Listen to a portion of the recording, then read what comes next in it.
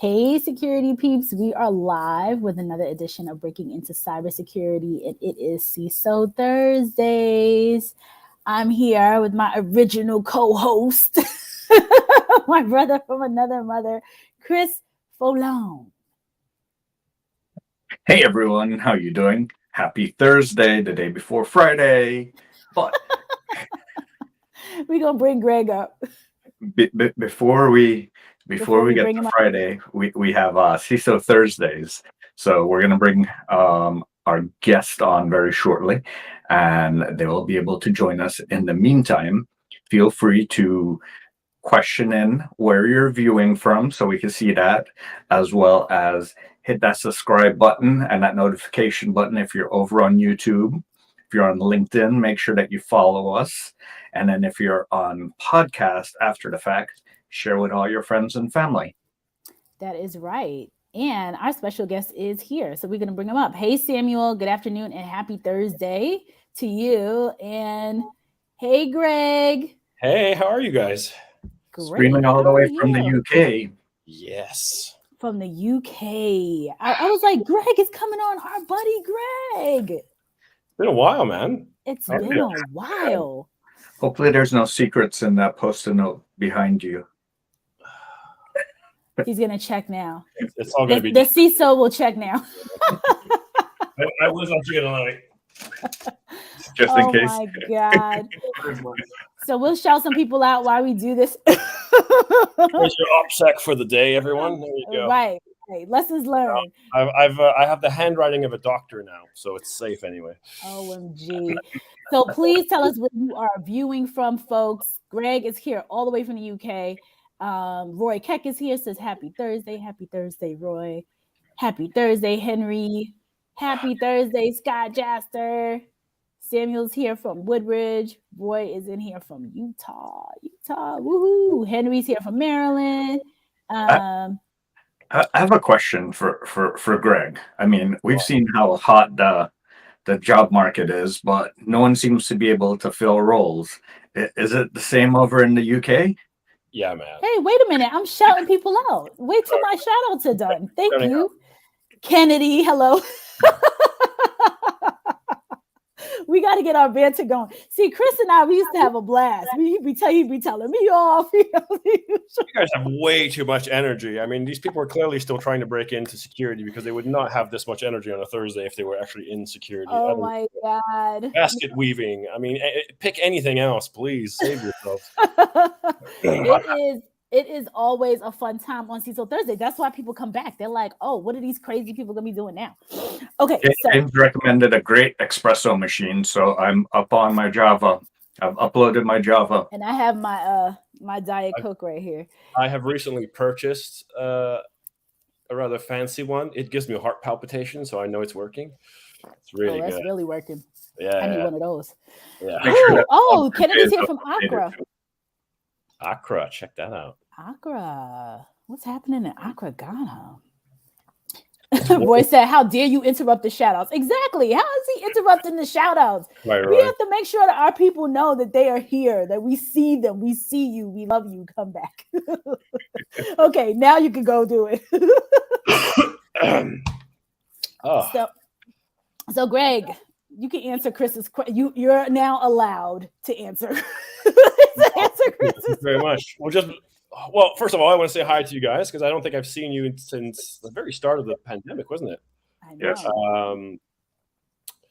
And I wasn't actually I just got an invite from James and I'd not heard anything since. And I was like, is this thing with James? Like it wasn't the breaking into, and then I just connected with you guys. I was like, all right, I know where I'm at. So good to see you. Why? I mean, there's loads of jobs in cyber. I don't actually necessarily agree because I still think we're doing cyber very reactively. It's all, SOC analysts and pen testers and stuff. There's very few people that actually build things properly or fix things permanently. But there's loads of demand, but people are still being ridiculously picky. I wish I'd had some great insight, but we're still doing the same dumb crap that we were 2 years ago. I built a team. I started a new role in September. And I built a team off 2 LinkedIn posts. I didn't even go to HR. There's so many people, so much great talent lined up. that I literally advertised 2 roles. And I had 6 different roles. It's not like I had the same role multiple times, 6 completely different roles. And just from the response, oh yeah, by the way, if you're ever looking for this or that, it's like, well, yes, I do need a program manager, and yes, I do need a human factors person, and yes, I do need an architect. So, thank you. Job done. So I don't know what the problem is, to be honest. I think we have. I think the biggest skills gap in security is I'm off on a rant already. Check this out. I've been up since 4 a.m. It's 6 now. I have a flu. Bear with me. But I think the biggest issue we have in security is a leadership issue. We're not terribly good managers and people and leaders. I'd say we're good people, maybe not good people leaders. Yeah, did I say bad people? Yeah, we're not bad people. Sorry. I mean, we're bad. We're not people. A lot of us, I think, and to me, that's been like the most rewarding thing of the last 2 years. I've kind of gotten bored with tech and focus on people, which is hugely rewarding. And I was actually thinking about this a minute ago because I'm always stressed out, and I'm like, you know what? Like 85% of what I'm working on is actually going really, really well, and I'm super happy with it. I just never get to focus on any of that because I'm always dealing with the 15% that's going wrong. So it's stressful. But I do think, like, you know, I don't get this. I mean, I've noticed it, just to reply to Roy. I love how this is like super interactive and on screen. I'm gonna put it. I'll talk. I will talk. I will ask the question. I'll ask the question. Roy wants to know: do you see it getting any better? Will it get any better? Will it get better? Responding to you saying you've seen this since 2+ years, and we've seen it for longer than that, unfortunately. Yeah, I don't know, and I think like you have to start at the top, right? So I think because leadership starts at the top. And I think the CISO role for a very long time was like a fairly technical role. It was never a true C-level role. I'm quite lucky. I report to CEO. And I think over the last few years, that has been improving. I'm seeing CISOs with business MBAs. I'm seeing CISOs heavily involved in the business, very business savvy, good leadership skills, this and that. I think actually the last couple of years, in some ways, that's going backwards again a bit because there's so much demand just for we need a CISO. They've told us we need a CISO that they just get like the first kind of technical person in there. They don't want to pay like a full CISO salary, so you're basically getting an InfoSec manager out on CISO money, or with a CISO title on InfoSec manager money, and you start getting those leadership issues. And that's going backwards. It's not a good thing. Go on, Chris. I was going to say, 2 years ago, you came on the show and you mentioned that you were going to do an internship experiment. And I wanted to follow back up on that. What were the results of that? I can't remember quite where I was at the time. Now, the weird thing was I was in charge of security for a university, but it was actually really difficult for all kinds of liability reasons to get interns and to actually get students to do work. But I did hire a bunch of people that had no previous cyber experience, and they all turned out to be fantastic. In fact, the first guy I hired, it was actually a recruiter that suggested him to me simply because he couldn't get him a job. There was just no one that would hire this guy because he had no experience, he had no college degree, and he had, so-so high school grades. And I just looked at his grades and I was like, well, they're not really good. But actually, I think I remember saying they're crap, but they're consistently crap. Me, like, this kid was bored. And I remember hiring him, and I was like, well, let me have a chat with him. And I had a chat with him. I was like, you know what, this kid seems switched on. So I hired him, and I was like, well, we're on like 365 in Azure. Like, do you have any experience with that? And he's like, no. All right, I'll get you some books, and you can read the books when you start. So the start date came along, and I realized Microsoft doesn't actually really publish any books on this stuff. You have to take the courses. We don't have the budget for it. But he just signed up to like literally 17 webinars in the first week he was there. And after 3 months, he was schooling our IT operations people on 365. And he's switched jobs. We're talking 2 years ago. I think he's switching jobs for like the third time now. He left to another job, got promoted there, and now recently switched to someone else. So he must be 24 now, and he's running a SOC. Nice. And this is the kid that nobody wanted to hire. Wow. We still have, and I actually had a leadership forum at my company a few weeks ago, and we were talking about, because we're a startup and we have a lot of quite junior people, and we need more experience. And there was a discussion of like, we need to hire more experience, or like we're going to hiring. The words were uttered, hiring experience. And I said, yeah, guys, but we don't necessarily have hiring experience, not as in hiring experienced people, but as an experience in hiring. Because for me, it's highly intuitive. Like, this person can do the job. I have a feeling this person can do the job, and get them. We had this discussion. We're doing a certification, and we had to do background checks. And my team like messaged me in the background on Slack, like, background check. Greg didn't even do interviews. He just found us and hired us. That's pretty funny. It was, I like one guy, like he applied, like I put a LinkedIn post, and he applied for it. It was an analyst role, but I kind of had somebody else in mind for it. I didn't think he was as good a fit, but I met him for a cup of coffee, and dude shows up with his wife.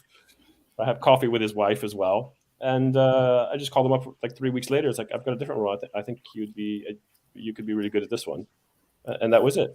There was no formal interview. There's a cup of coffee. Same thing with my program manager, a couple phone calls. And there's no interview. There's no grilling. It's just like, this is the organization. This is what I want to achieve. These are some of the challenges and how I'd like to approach them. And you see, do they get it? Do they have solutions? Do they have ideas? Are they excited about it? Cool. Done. Not to give away what you ask, but what do you look for? Well, before I ask my question, Roy Keck says sometimes that's all it needs. All someone needs, give them a purpose, and they will exceed expectations. Yeah, I totally agree with that. There's a lot of talk about, like hiring and retention now because of the Great Resignation. It's like, oh, we have to make our company seem like such a hip company and get all the bean bags and the free drinks in the fridge and make it a cool place to work, blah, blah, blah. And I was like, I told my team that this company, we have some serious internal challenges.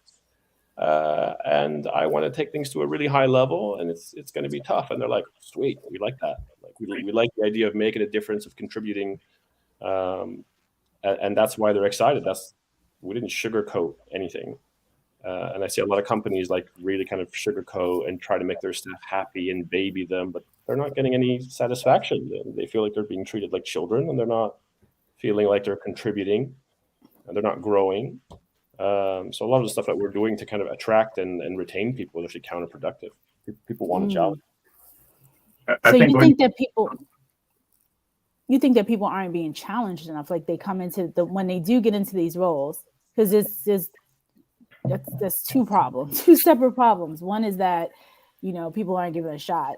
And then the ones that are given the shot and they get in, that they get frustrated because they're being given like menial work.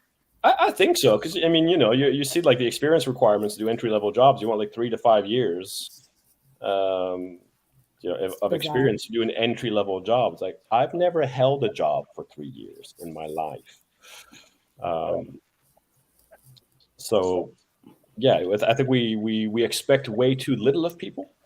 And that's the funny part. Because I think if you actually expect more, not only do you get more, but people are actually happier giving you more because they're growing. And, I've got people that like, I know they will outgrow the company in 2 to 3 years time. And that's a good thing. Who knew? Like if I'm still where I'm at in 3 years time, it's because I failed. Like I should be done. I should have fixed everything, put it on rails, made it operational, and I can move on and do something else. I mean, that's definitely such a leadership challenge, because I never even thought about it from that perspective, that people, when they do get in, they're not getting they're getting kind of menial work. They're not getting, I would think that you would do what you're doing, Greg, like, give them the fire hose, see how much they can, like give them more and let them tell you, okay, this is too much. Versus, it's like, put them in the deep end of the pool, stand by the pool in case they start drowning, but put them in the pool. It's like whether they're in 5 feet of water or 50 feet of water, you still got to swim. Right. Exactly. But it's interesting that you bring that up. I never even thought of that perspective of folks being underutilized or just not getting enough, because the whole purpose, especially in the beginning, I mean, overall, we know you're continuously learning and growing, but at that point, you definitely want as much growth and as much learning as possible. So, Roy makes another comment. People don't just want a job. They want to matter. They want to contribute and be part of the culture. Human nature wants to be part of something. 100%. Why don't you have Roy on as a guest? I know. Roy should just come on here. Roy's on fire. Roy, you should just come on. Chris, go ahead. I was going to touch on 2 points. That's why a lot of people hate SOC analyst roles, because they have 3 to 5 years of experience, and then you're stuck clearing alerts, and they can't even chase them down or do anything about them when they're in a tier 1. And then I think going back to Greg's earlier comment with how he interviewed, it reminds me of a post that Chris did. Just take people out for a cup of tea and get to know them.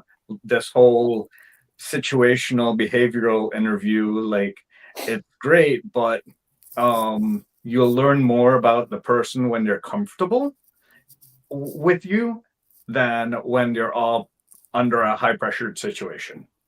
So I have to chime in here with my HR compliance. Yes. HR is here. That's why I'm here. If you are, so the behavioral interviews do work because, there's a couple different things. Everyone's not going to be able to take everybody else out for coffee and lunch. So, if we do have to get pipelines of people in, and the manager is just taking out people to lunch that they know, then that's going to a whole segment of the population just won't get to those lunches and coffees and stuff like that. So although I do agree, I'm a huge fan of coffees, lunches. That's how I literally built my whole life around coffees, lunches, champagnes. And I mean, I didn't know these people, just literally met them the day before on LinkedIn, but yeah, but still, that person, if there's someone who applies and they are not getting that opportunity that this other person got on LinkedIn, not to say that one is better or the other. This is the only person I met in person out of the whole team. Okay. But yeah, just to give you an idea.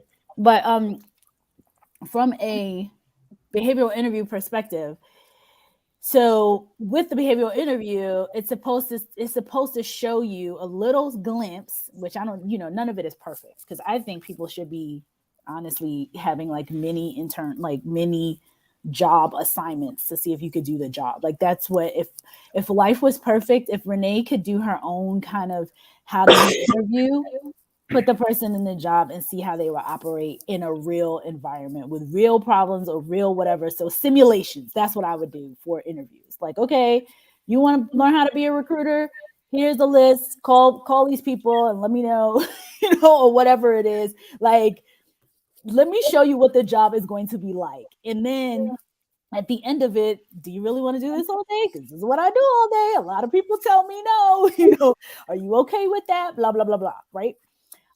So putting them in the SOC and saying, this is what you'll be doing. This is 15 minutes of a day in the life of a SOC analyst or whatever the case is, and throw them in. That to me, I think that would be a great way to figure out if a person either A is going to potentially do well, like it, yada, yada. So I can definitely see that. For SOC analysts, I can definitely see that.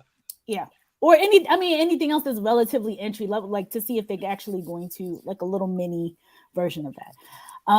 But with all of that said, the behavioral interview is supposed to be a little bit of past performance will predict future performance. So if they are telling you this is something that they did, not something that they think they might do or whatever, but if it's okay, what have you done in this type of a situation?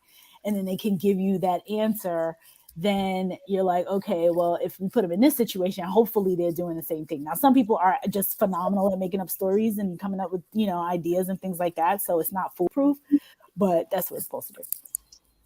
Yeah. But can't you have that over a cup of tea? You can, but how many minutes? Is Greg gonna be drinking tea all day?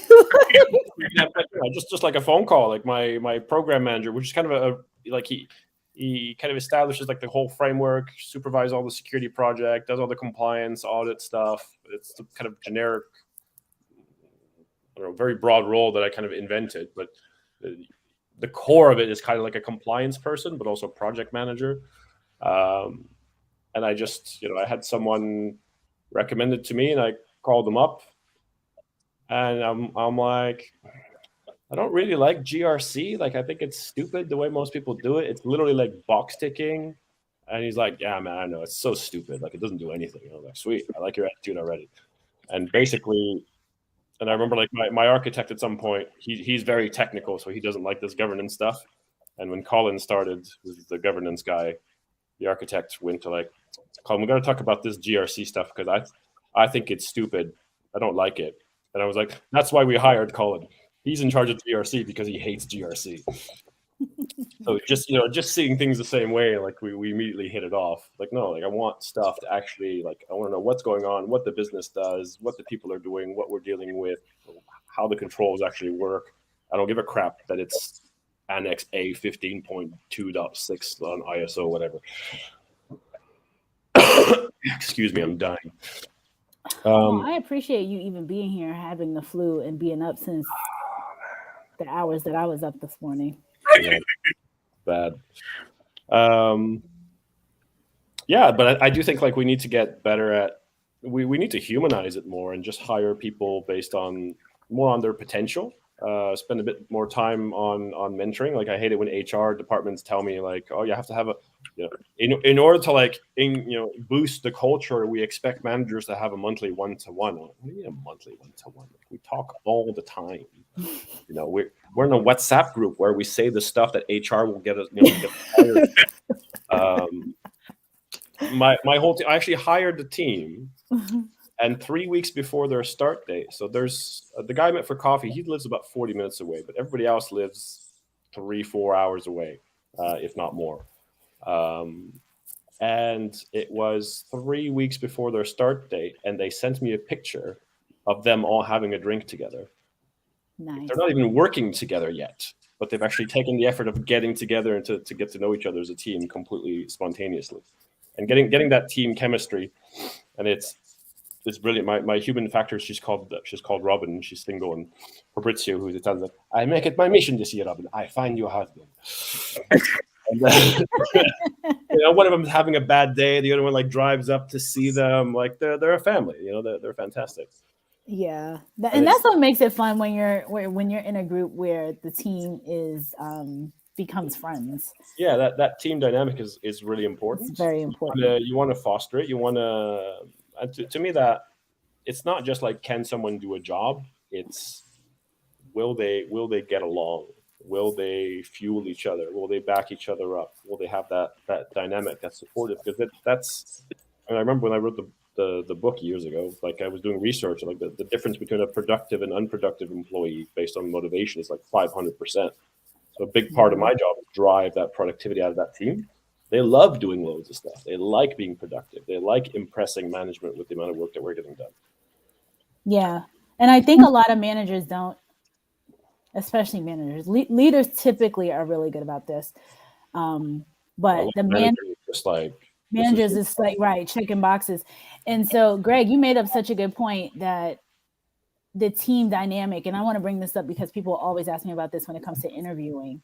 Sometimes it's about the team dynamic and not the person, because individuals will think, oh, what did I do wrong? What did I didn't get the job, or I was qualified, and why didn't they hire me? Why'd they hire the other person? And it doesn't really have to do with them per se. It's the dynamic within the team. So kind of what Greg's point is, is this person going to disrupt my team? Is this personality going to come in and not be the right and not mesh? Or I could already see rubs, or I could see, we have two. Sorry. there's a great, it's actually Simon Sinek. He gives this presentation because he went and he kind of studied the SEALs, the way they select people for the SEALs. And they have this chart where it's performance and trust. And ideally, you want someone who's high performance, high trust. But they would much rather have someone who's low performance, high trust, than high performance, low trust. Because that person will be a high performance but low trust individual that will do his own thing, be selfish, whatever, is toxic and will destroy the rest of the team. Yeah. They much rather have someone who is, chugs along slowly, but is super reliable and will get along and work together with other people. That's much better for the outcome. Right. There's a couple comments here. The other thing I want to add, I want to flip what you said before. Sorry.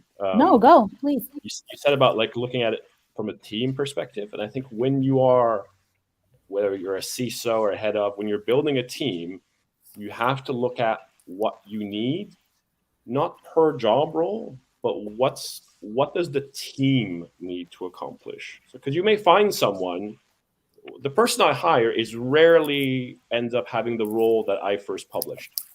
I'll end up changing it because it's like, okay, I want these 5 things. You don't have number 5, but you've got 4 other things. It would be stupid of me to throw away those 4 other things. Right. So I'm going to have you do these 8 things instead of the 5 I wanted. And the one thing that you're missing, I'm now going to put it to somebody else who might have that extra skill. So it's about filling that box with the different skill sets. It doesn't have to be, not everyone has to be that perfect square, boom, boom, boom. You can have, people aren't squares, they're big, weird shaped blobs. Combine those skills, find a group of people that fits together. Yes, it makes it a bit harder to replace them if someone goes because they'll have a unique profile, but you will always have a unique profile. If you're fully leveraging someone, everyone is unique, so it's always going to be different. Yeah, it's a little bit harder to retain them and work a little bit harder to find someone else afterwards. But right, so it's going to be great. I read a book a few years ago. That unique profile. How do you then refill the team with someone that's such a snowflake in the organization? Well, that's where it gets a bit trickier, and you won't find the same snowflake. And you'll have some people will have to kind of branch out a bit, pick up some of the gaps, but the new person will complement them in other ways. I mean, you move things around to make it work initially. You just have to move it around again a little bit. But the alternative is only to use like the tiny little center square of the snowflake and let everything else go to waste. So you're better off using the rest, even if it doesn't always fit perfectly. It's still extra stuff that you're getting. Does that make sense? Yep. Okay, comments.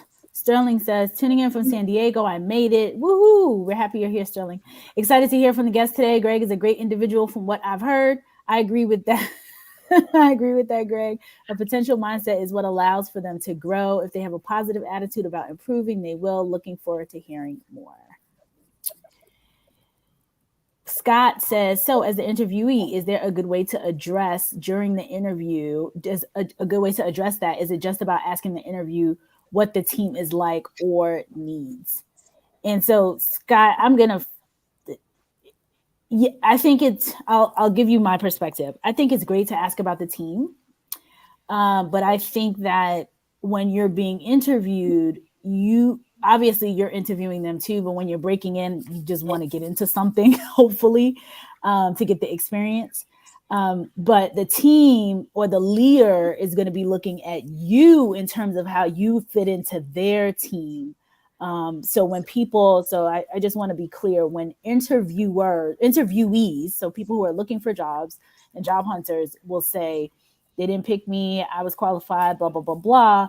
It could be that you, innately who you are not the right fit for that team. So if someone wants somebody like me, so for example, I have years and years of experience, and they want a brand newbie recruiter, I'm probably not going to be the right fit. And if the person who's the manager is probably isn't as seasoned, and I start asking certain questions and they're like, well, I don't know if I want this woman in here. Like she's going to be asking a lot of stuff, then I might not be the right fit. Or the team, whatever it is that they have going on. If I come in and I have like an aggressive type of personality, whoever I am, and that team can't deal with that, the leader will see and be like, I don't know, like she might come in and piss this one off, and these various things.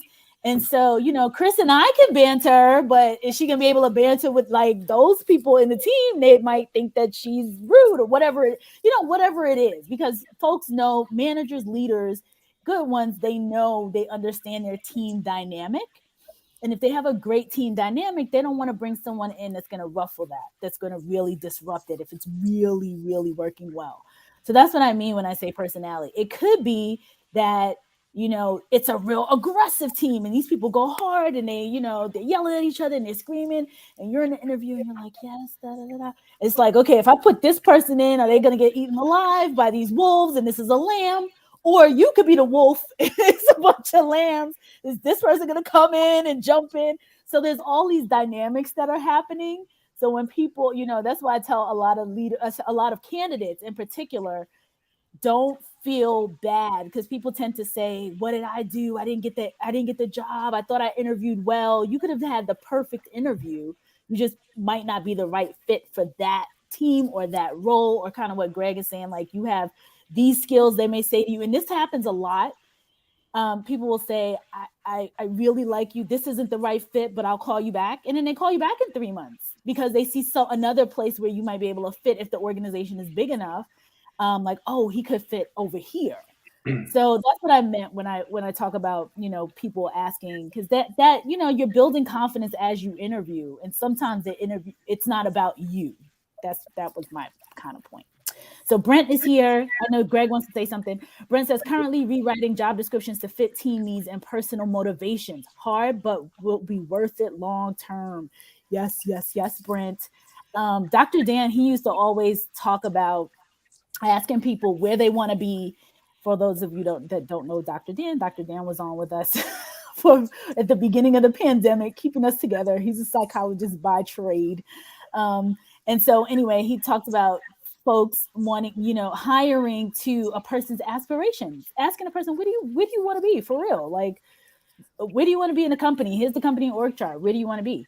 And then hopefully mapping that person to all those details.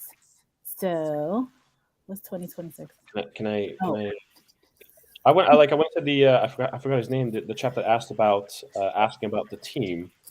I don't think it's a bad idea though, because I think asking about the team might give you some insights as to the kind of tone to take during the interview, because you may be perfectly capable of getting along with that team, who are very chilled out, whatever, but because you're in an interview, you're quite formal. Just one example, and the interviewer sees you as maybe a bit too formal for my team that won't get along.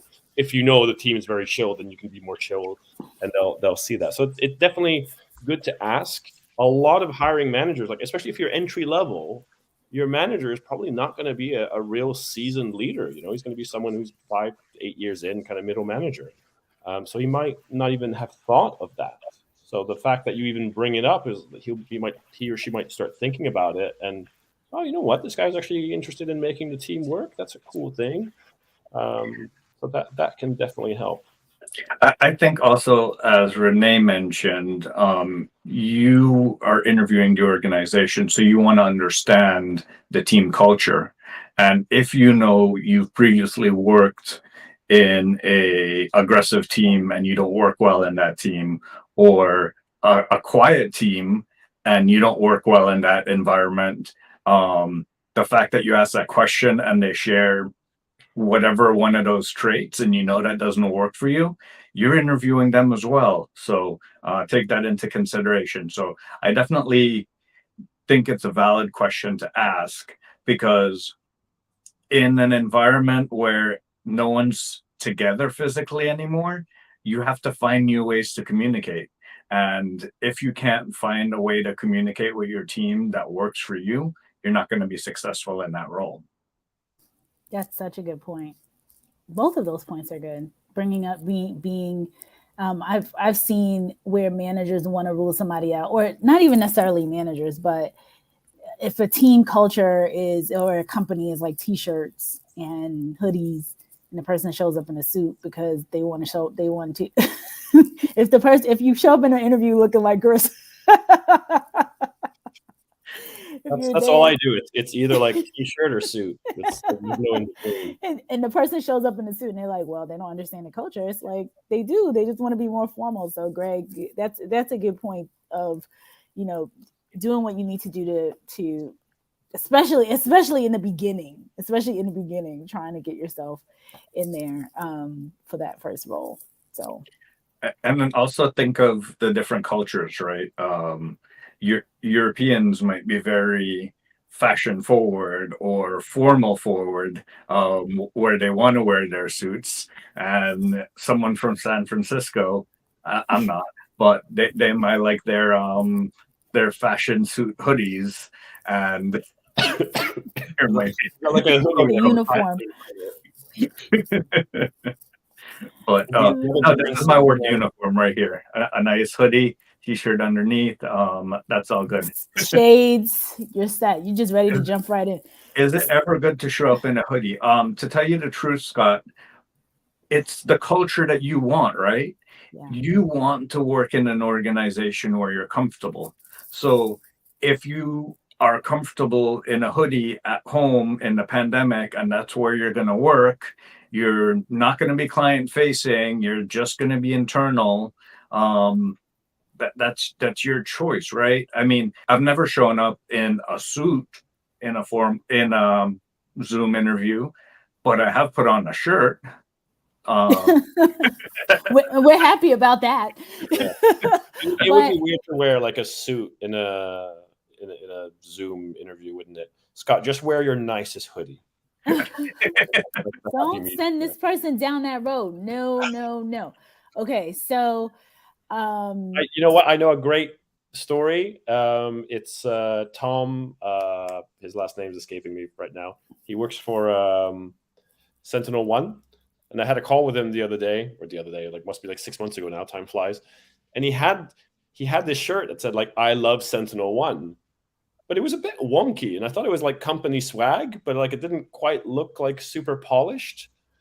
And he told me afterwards, like, no, this is the shirt I had made to go to my interview at Sentinel One. That's awesome. Brilliant. That's brilliant. I wanted to add that Chris and Greg have a lot of experience and are seasoned, and people know them. So they can come and show up in hoodies, and it's okay. When you're brand new, you want to put your best foot forward. So I agree with Chris in terms of like, hey, this is what I wear when I'm hanging out and I'm at home. But for the folks who are trying to break in, this is the first role that you're going to get. You want to put your best foot forward. So even if it's a button down, something that shows, I mean, you talk to, if you're here on LinkedIn, which is fantastic, and YouTube. So the wonderful thing about now versus like say 10 years ago is that you can jump on YouTube and see like the people speaking. You can see the CEO, you can see whoever giving talks, being on YouTube, being on LinkedIn, and see some of the pictures and some of the video of what the environment looks like to match it. And you can match it just a little level up. So, if they're maybe all in t-shirts, maybe you wear a polo. If they're all in polos, maybe you wear a button down. And then if they're suited, obviously you want to be in a suit. But you can kind of see the dynamic and match it just a little bit better. Because again, these are for folks that I just keep reiterating, because we all, I can show up like this, Chris can show up like that, because people know us for our expertise. We've been in the business. I agree. Very, very nice. However, even when I meet my clients and everything, I typically do not put on a hoodie. I'm older school. I wouldn't. I'll have a t-shirt and I put a blazer on it, and then I pull it off. You might. It looks awkward if you go overly formal. Yeah. But if it's a formal place, then you'll get on Zoom and they'll be in their suits. So Just don't be that person on YouTube where you have your suit on top and nothing on below. And you stand up. And you stand up. You just don't stand up. It's fine. Don't It's stand fine up. as long as you Don't stand up.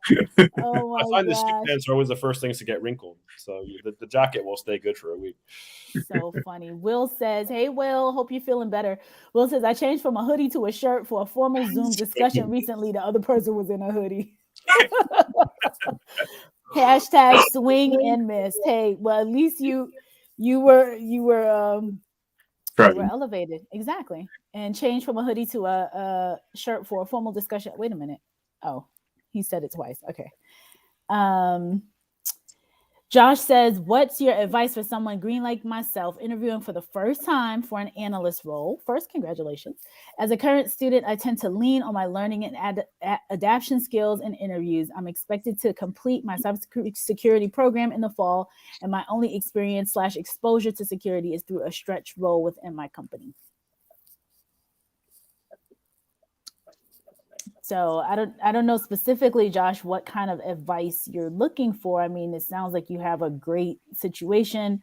You took a stretch role that in and of itself you can talk to, because taking stretch roles is looked upon in a positive light. And you are a student, so you'll be leaning on your experience in the classroom as a student.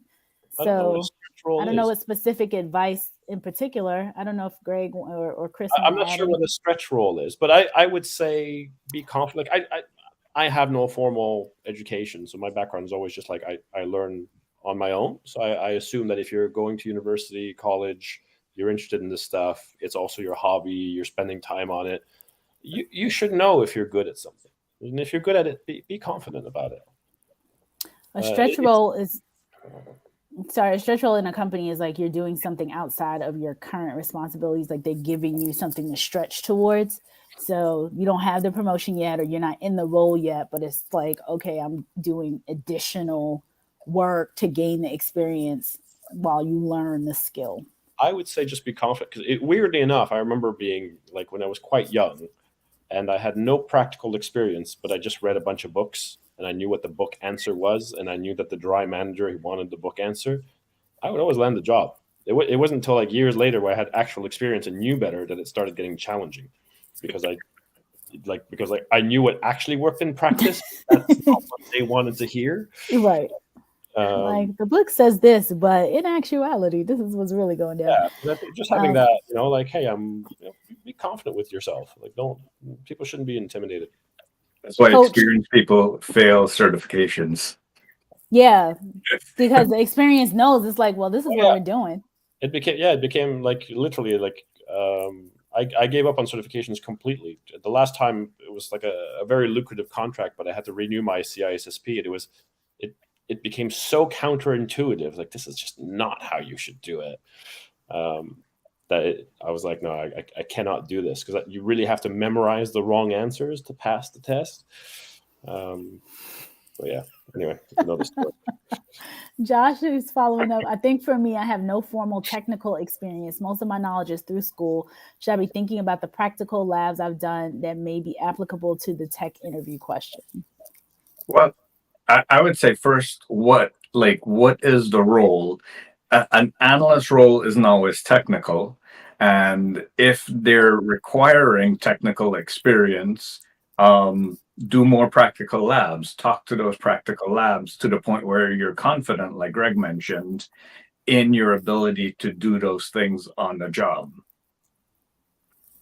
I'm curious if your university, if you're in school right now, do they do like interviewing skills, interviewing strategies? If they are, definitely go to those types of classes too. I remember that being like a course when I was in undergrad. I don't know if they're still doing these types of things. But teaching kids these days, I don't know. Not to get jobs. I don't know what they're doing. But back then we had a course in interviewing strategies. Like how to They don't have cooking. They don't have cooking classes either.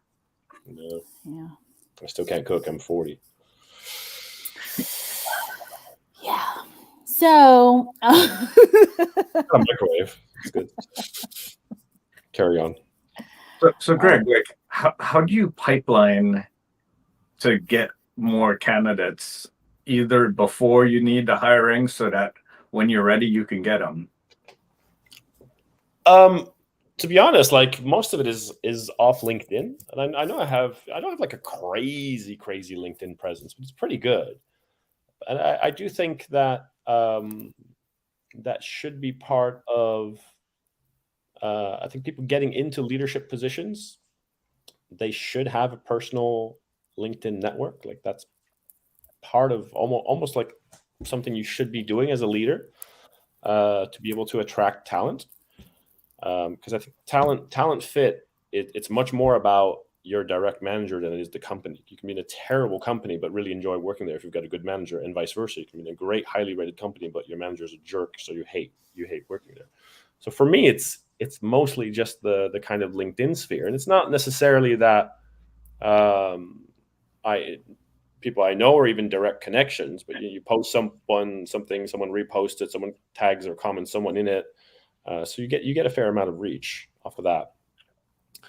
The other thing is, this was actually mentioned, or something about it was someone mentioned redoing job descriptions or something. One thing I've noticed that job descriptions rarely do is describe the job. It's, we want this experience and we want these skills and we want these certifications, but you don't actually very often see what will the person actually be doing. And I think once you describe that, you tend to find the right person, because like, yes, that's what I want to do. Yes, I can do that.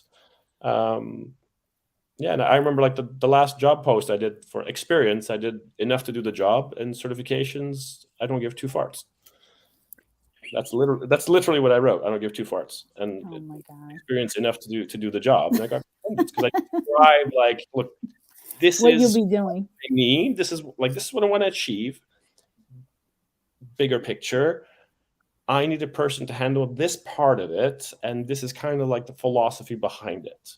And if like, oh yeah, I get that vision, I can do this part, and I like your way of looking at it, boom, ideal candidates present themselves. I think a lot of people don't do that. Like they just list, skills, certifications, experience, sectors, but that doesn't communicate anything about what the actual work experience will be like. It doesn't say anything about the culture. It doesn't say anything about the team fit. And you end up with like the most random candidates, and you can go through 100 of them and still not find someone who's a good fit. Whereas if you just described it better, and it's weirdly enough, like the more informal it is, the better it communicates. Because people want the real deal. They don't, actually, it's the perfect timing. I just changed our little banner down there to say Power Up Women's Conference Teen Edition, which is something that I support every year. What's up? Two things that I'm so not. Three things: powered up, a woman, and a teen.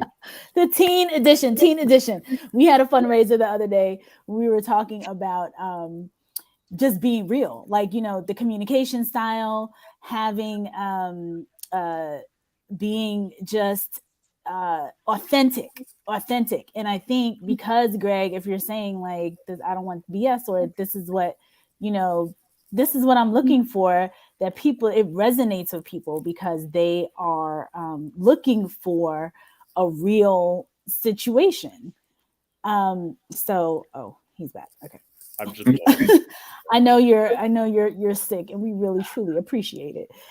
So I just wanted to put this up real quick. As you all know, before it gets to the very, very end, I will say my little spiel about the Power Women's Conference for teens. As you all know, I support these teens every year. I will be harassing everybody for the next couple of weeks until it is time to bring the teens on. We are still doing a fundraiser. I will be reaching out to everybody. Please, please, please donate and help out Power Up Women's Conference Teens. Cash App Power Up Teens. Okay, we will go back to our comments. A regularly scheduled show. What? our regularly scheduled show. Right, back to our regularly scheduled show. Exactly. So Brent said, Josh, as a hiring manager, I always look for passion and interest for entry-level roles. Correct answers don't hurt, but team fit and desire make a difference. Mm-hmm. I think we need more people like Brent, and I think that's a big thing that we've never focused on. We've never taught people in this industry how to be leaders, and I see this a lot. Like working with startups, especially. You hire a bunch of 21-year-olds fresh out of school, great, but then they won't have like a senior person to actually aspire to learn from, to grow with. They don't know what good looks like. They build a bunch of stuff. Doesn't necessarily work very well because it's very chaotic. There's no senior people there. And then, a 23-year-old gets elected to be the manager of the team because, well, he's got more coding experience. That doesn't make him a good manager or a leader. And then those people end up in management positions, and because they're still so focused on doing the technical work, are actually threatened by people who might be a better coder or a better analyst or better whatever than them, which means that they will deliberately hire people who aren't as good as they could so that they're not threatened, because they still view themselves, even though they're a manager where you should be hiring the best people you can get, they still view themselves as a technical person, so they don't want to be overshadowed by somebody else's technical skills. And you create all these terrible dynamics. Yeah. So to teach some basic kind of leadership, to tell people to like let go. Once you're a manager, it's not about you anymore. You're not doing the work. You're managing these people. You are empowering these people. You're trying to drive the best results for the company, get the best people you can, support them. We don't really have that attitude, that mentality in IT. Very few of us do. Yeah. I think that because it's still relatively young, that we're still dealing with this, because even in other hiring other IT folks, developers, things like that, it's not like this. Entry level is entry level. No experience, is standard.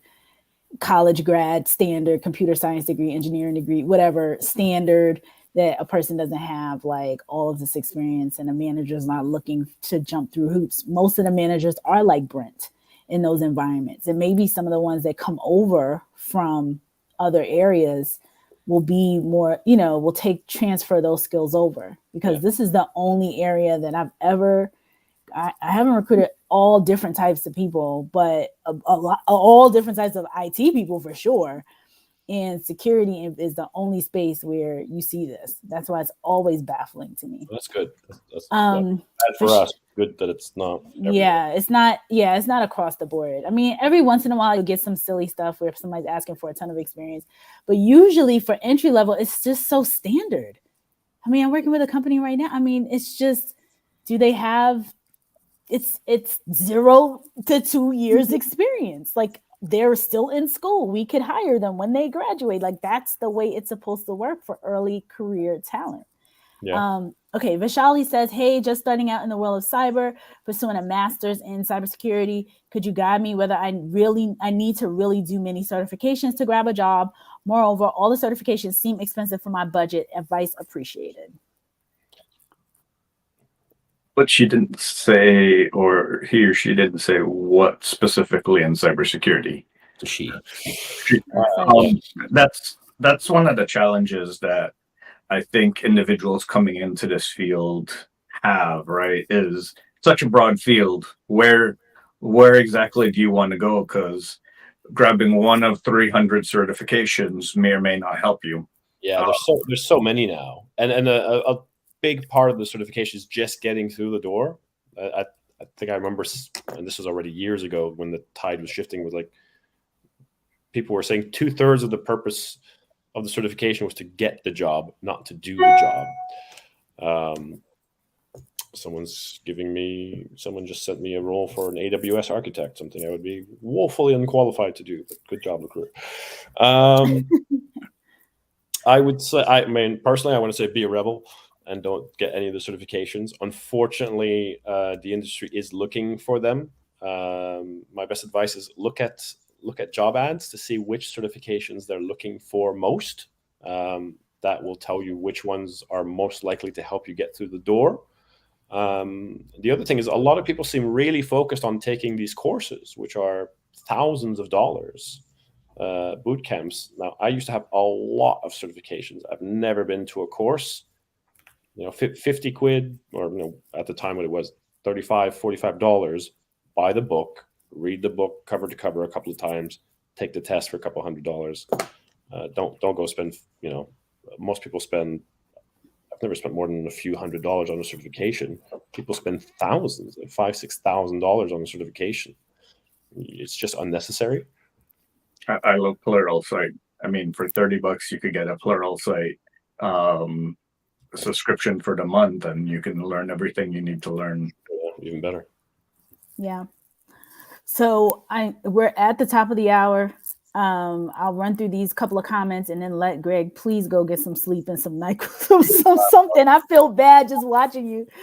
Josh says, thanks everyone for your input. Much appreciated. Sterling says they had practice interviews and feedback in my communications program when pursuing my bachelor's degree. I'm guessing career services at a university would have something. I would think so, Sterling, that career services does.